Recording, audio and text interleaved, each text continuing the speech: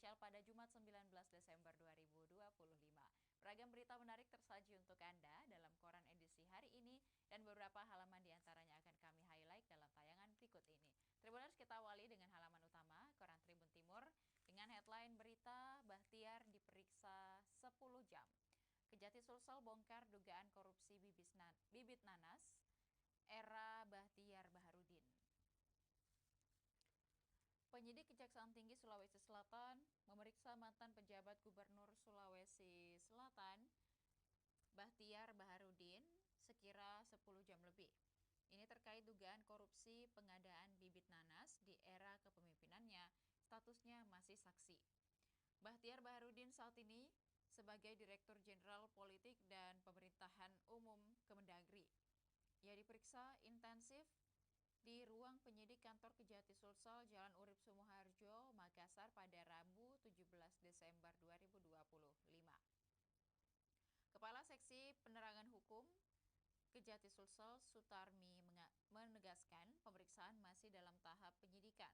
Pemeriksaan ini untuk memperjelas konstruksi hukum perkara dugaan korupsi pengadaan bibit nanas, katanya. Bahtiar Baharudin tiba pada pagi hari dan baru meninggalkan gedung kejaksaan pada malam hari. Selama diperiksa, Bahtiar dicecar sejumlah pertanyaan oleh tim penyidik tindak pidana khusus Kejati Sulsel. Berkaitan dugaan tindak pidana korupsi pengadaan bibit nanas di Dinas Tanaman Pangan, Hortikultura dan juga Perkebunan Sulawesi Selatan tahun anggaran 2024. Penyidik mendalami peran serta dan juga kebijakan Bahtiar selama menjabat PJ Gubernur Sulsel. Nilai proyek pengadaan bibit nanas tersebut ditafsir mencapai 60 miliar rupiah. Penyidik menduga adanya praktik penggelembungan harga atau markup dan selain itu ditemukan juga indikasi pengadaan fiktif yang berpotensi merugikan keuangan negara. Tim penyidik mengajukan pertanyaan terkait perencanaan dan juga penganggaran hingga distribusi bibit nanas yang menjadi unggulan di era kepemimpinannya beliau. Status yang bersangkutan masih sebagai saksi, tegas Sutarmi. Hingga berita ini dirilis, belum ada pernyataan resmi dari Bahtiar Baharudin terkait pemeriksaannya tersebut. PLT Kepala Dinas TPH Bun Sulsel, Bustanul Arifin mengaku belum pernah bertemu dengan Kejati Sulsel setelah penggeledahan. Bustanul juga menegaskan dirinya belum dipanggil dalam kasus dugaan korupsi bibit nanas tahun 2024, sebab ia baru 1 bulan menjabat sebagai PLT Kepala Dinas. Tidak ada karena ada jadwalnya nanti hari Selasa tidak dipanggilkan, ujarnya. Sejak menjabat, Bustanul mengaku sudah mendapatkan informasi dari jajarannya yang beberapa kali dipanggil Kejati. Pemanggilan tersebut terkait dengan dugaan korupsi pengadaan bibit nanas tahun 2024. Bustanul menegaskan menghargai proses hukum yang sedang berjalan. Jadi ya kita hormati saja, apalagi proses hukum, saya bilang ke teman-teman sampaikan saja apa adanya, apa yang terjadi dan sambil melengkapi kelengkapannya, apa yang diminta saya cuma titip, kalau ada yang diminta berkas ya dicatat, kata Bustanul. Penyidik Kejati Sulsel sebelumnya telah melakukan penggeledahan di 3 titik pada Kamis 20 Desember 2025. Lokasi tersebut meliputi kantor rekanan proyek kantor dinas TPH Bun Sulawesi Selatan dan kantor Badan Keuangan dan Aset Daerah atau BKAD. Mantan Kepala Bidang Hortikultura Dinas TPH Bun Sulsel, Uvan Nurwahidah, mengakui pengadaan bibit nanas berada dalam kewenangannya. Ia menjabat sebagai kuasa pengguna anggaran saat proyek tersebut berjalan. Uvan mengaku kooperatif dalam proses penyidikan. Ia mengaku terbuka jika dimintai keterangan oleh penyidik Kejati Sulsel.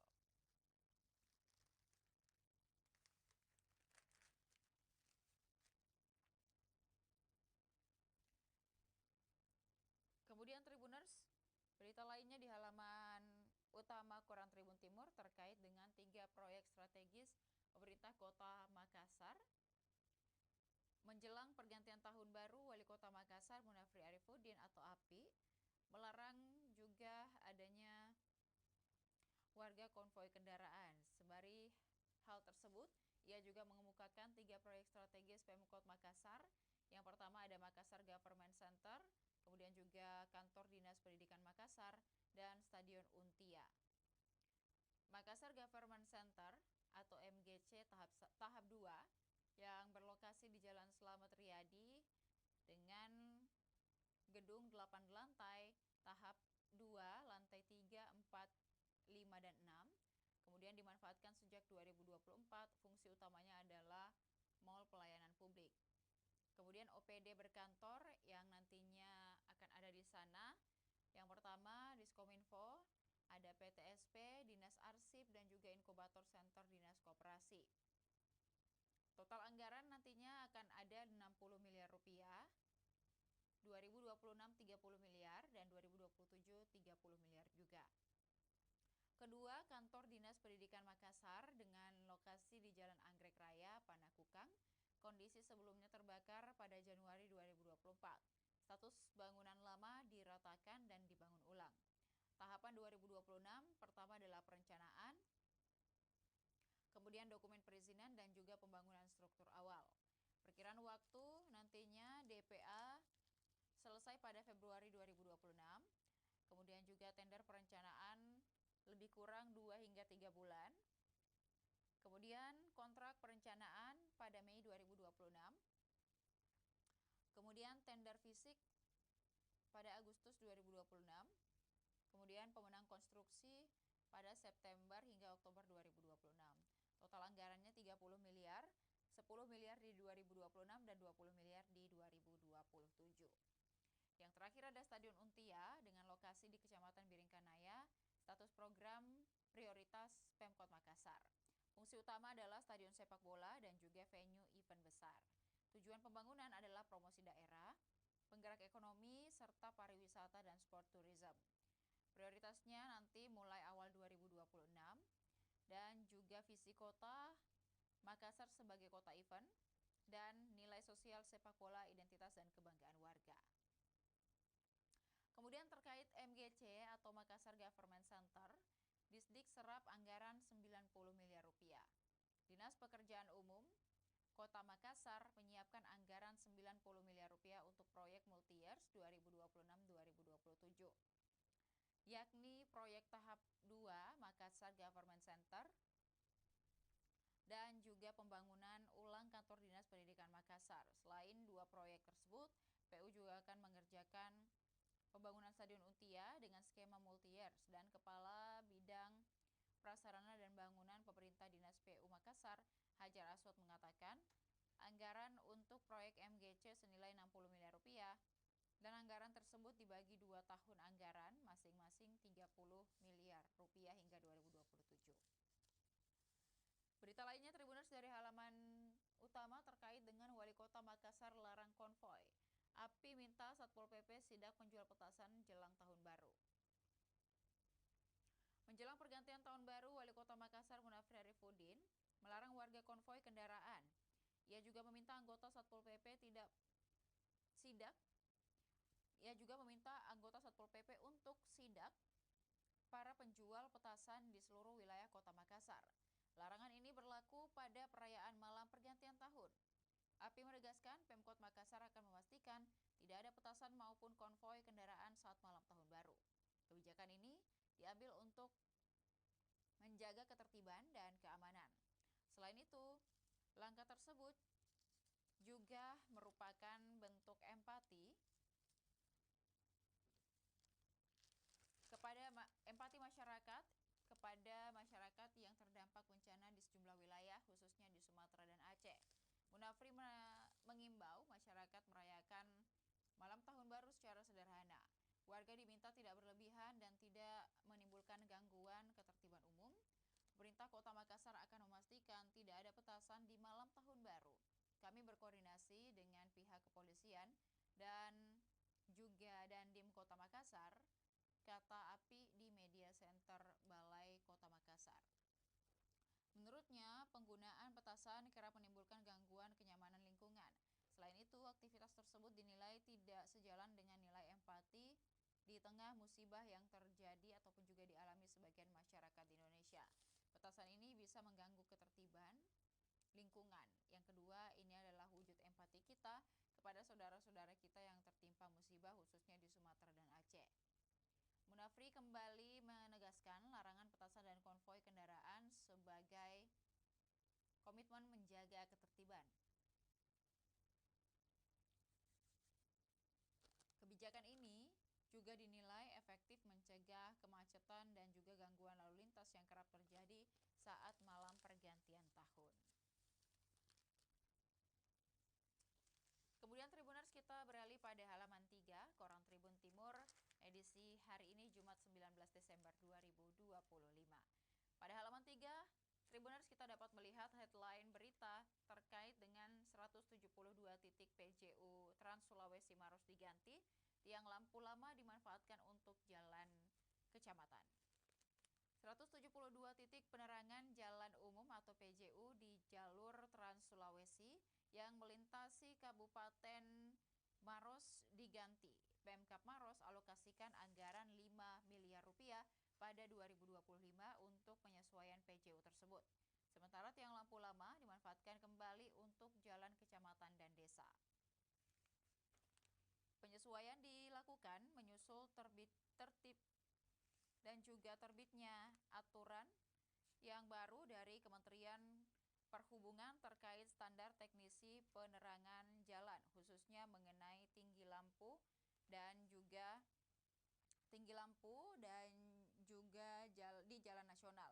Pada halaman 3 ini Tribuners, Bupati Maros mengatakan kebijakan ini diambil agar penerangan jalan di jalur utama khususnya jalan Trans Sulawesi sesuai dengan ketentuan nasional.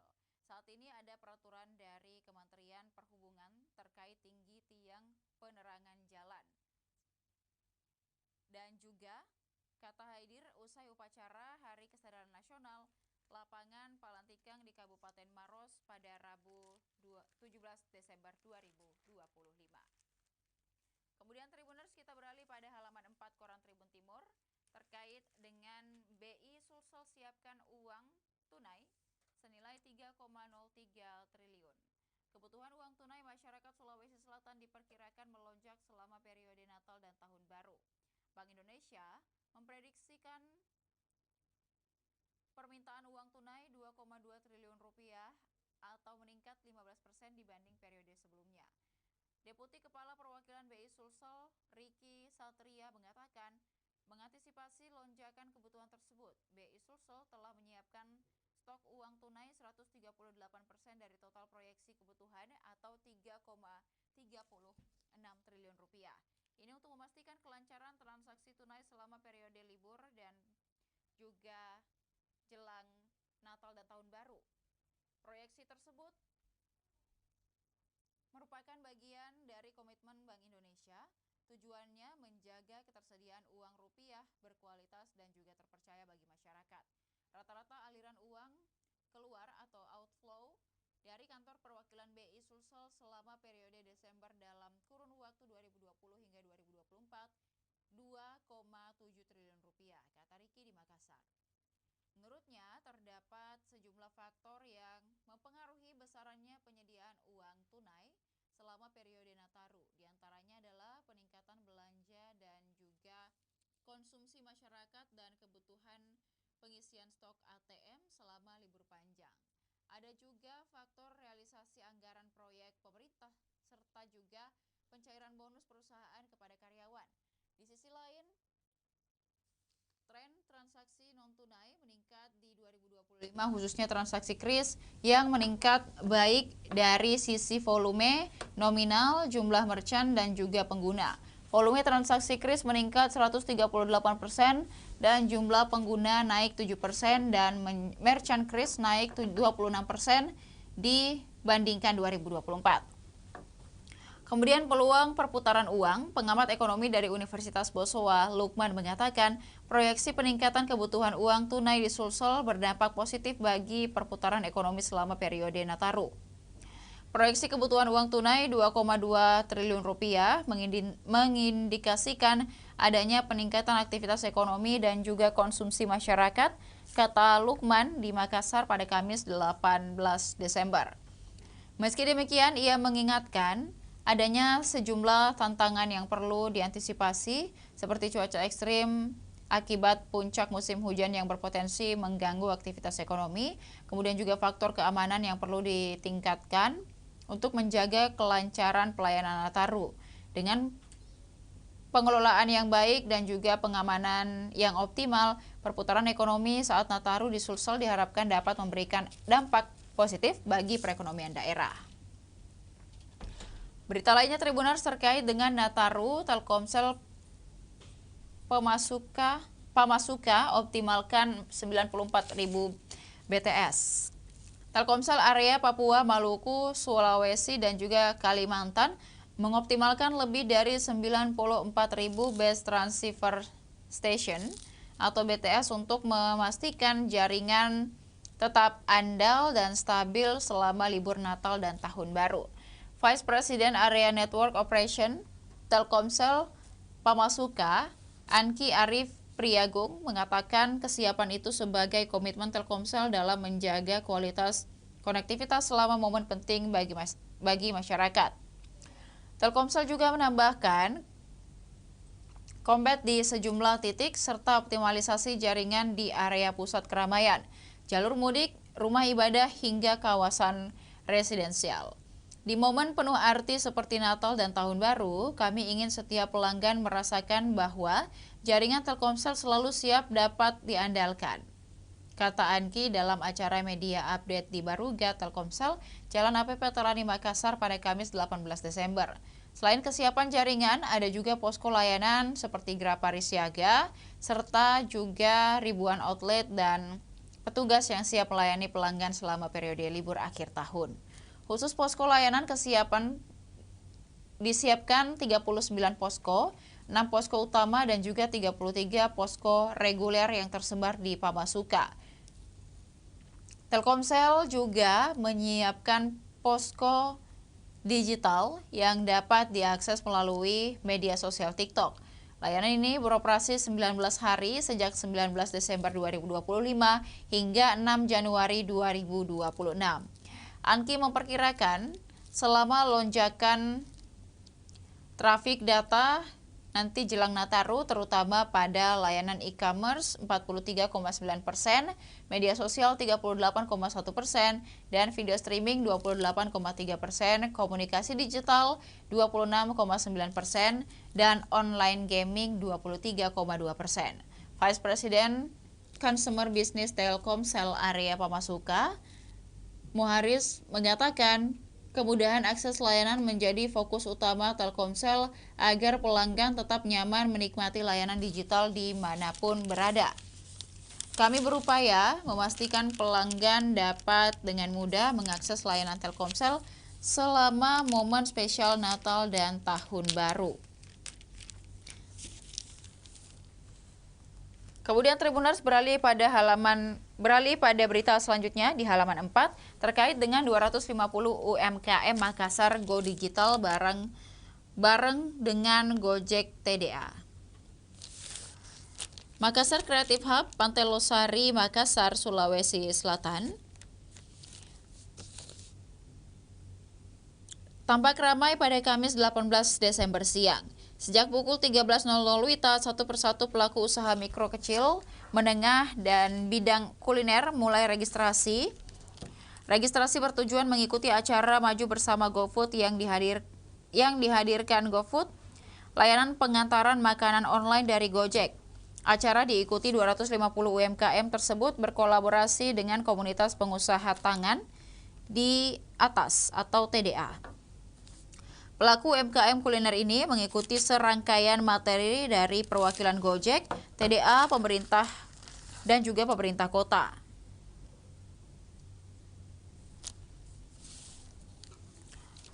Kemudian pelaku UMKM kuliner ini mengikuti serangkaian materi dari perwakilan Gojek, TDA, dan pemerintah Kota Makassar. Suara tepuk tangan peserta menyambut sambutan Ketua Tim Penggerak Pemberdayaan Kesejahteraan Keluarga atau PKK sekaligus Dekranasda Kota Makassar, Melinda Aksa. Melinda mengapresiasi kontribusi GoFood yang membuat UMKM Makassar naik kelas. Saya sangat senang sekali ada Gojek yang selalu support Makassar. Gojek dalam kesempatan itu mengajak pelaku UMKM kuliner di Makassar untuk berjualan online. Mereka bergabung dan mulai berjualan hanya dengan waktu 5 menit melalui aplikasi GoFood Merchant. Inisiatif ini menjadi wujud nyata konsisten GoFood dalam mengembangkan UMKM kuliner Makassar agar bisa naik kelas. UMKM kuliner cukup mengunduh aplikasi GoFood Merchant. Mereka cukup mengunggah KTP serta nomor rekening. Setelah itu sudah langsung bisa mulai berjualan pada hari yang sama. Beralih pada halaman 9 Koran Tribun Timur, Tribuners dengan headline berita Stadion Untia dibangun 2026. Pemerintah Kota Makassar menyiapkan sejumlah proyek strategis pada 2026. Salah satu yang menjadi perhatian adalah rencana pembangunan stadion sepak bola representatif di kawasan Untia, Kecamatan Biring Kanaya. Wali Kota Makassar Munafri Arifudin mengatakan pembangunan stadion sepak bola bukan sekadar olahraga, melainkan juga instrumen promosi daerah, penggerak ekonomi, serta pariwisata. Tekad kami 2026, Stadion Untia sudah fix dibangun, ujar Munafri. Pada paparan refleksi akhir tahun di Novotel Makassar Grand Shaila Hotel pada Kamis 17 Desember 2025. Bayangkan jika setiap pertandingan internasional akan diliput media internasional dan orang akan tahu di mana Makassar, apa yang ada di Makassar, dan bagaimana karakter masyarakatnya. Pemkot berencana menggelar kegiatan berskala besar setiap bulan, target minimal 10.000 pengunjung setiap event. Strategi ini diharapkan mampu meningkatkan tingkat hunian hotel, menggerakkan sektor UMKM, serta memperkuat ekonomi ataupun juga ekosistem ekonomi lokal. Pemkot menyiapkan dukungan anggaran sekitar 5 miliar rupiah per event. Ini memang bukan angka yang kecil, tapi kalau kita melihat dampaknya, insya Allah rencana ini akan seimbang.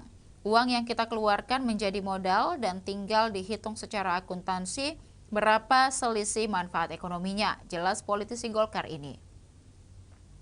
Munafri mengingatkan, keberhasilan program sangat bergantung pada kesiapan seluruh perangkat daerah dalam memberikan pelayanan yang cepat dan juga responsif.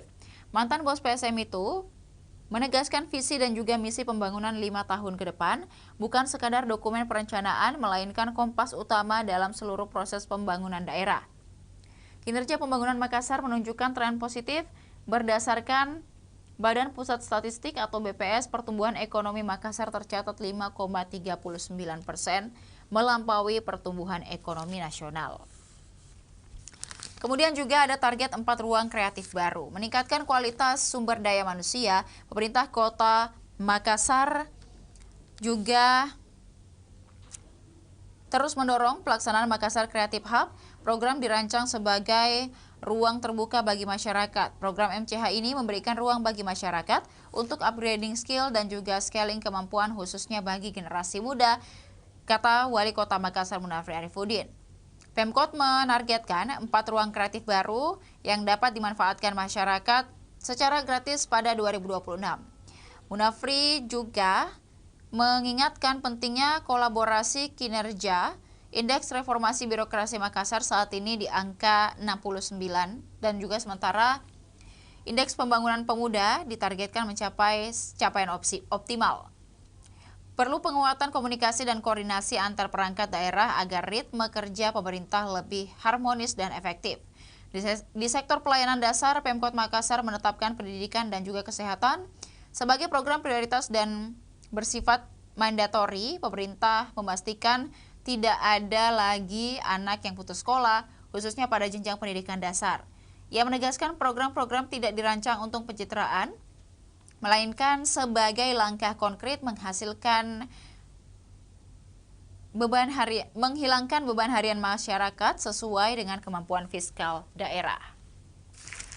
Dan Tribuners, masih ada beragam berita menarik tersaji untuk Anda dalam koran edisi hari ini.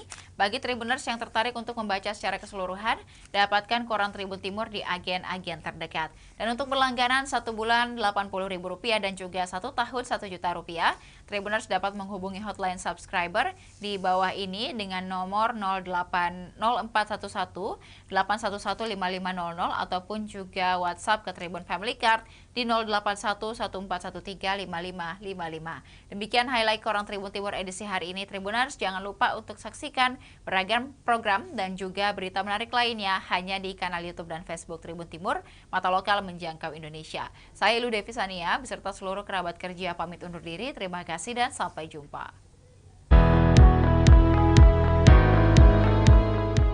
Melalui bantuan tahap kedua program Desa Berdaya, PLN kembali mendukung BUMDes Bintang Timur di Desa Beteleme. Gerobak listrik, tenan booth, serta pelatihan usaha mendorong warga lebih percaya diri mengembangkan UMK lokal. Langkah ini menjadi wujud nyata PLN untuk rakyat dalam memperkuat kemandirian ekonomi dan membuka peluang baru bagi masyarakat. PLN Unit Pelaksana Proyek Sulawesi Tengah memberikan edukasi kelistrikan kepada siswa SMK Negeri 3 Palu melalui program PLN Goes to School.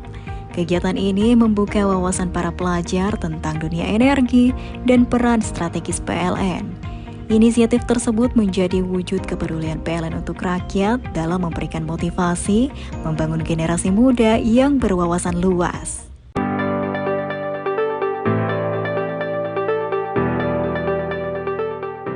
Melalui dukungan Srikandicare, bantuan peralatan kesehatan bagi Posyandu 1 Kantisang Makassar telah disalurkan dalam upaya memperkuat pencegahan stunting dan meningkatkan mutu pelayanan.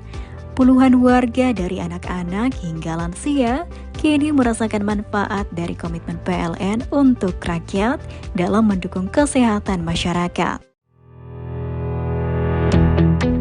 PT PLN Persero Unit Induk Pembangunan Sulawesi memberikan bantuan berupa penanaman pohon di hutan Hulawa sebagai langkah nyata menjaga kelestarian alam. Kawasan yang dulu gersang kini mulai kembali hidup melalui kolaborasi PLN, pemerintah daerah, dan masyarakat. Inisiatif ini menjadi wujud nyata kontribusi PLN untuk rakyat guna mewariskan lingkungan yang lebih baik bagi generasi mendatang. Download Tribun X sekarang. Menghadirkan lokal menjadi Indonesia.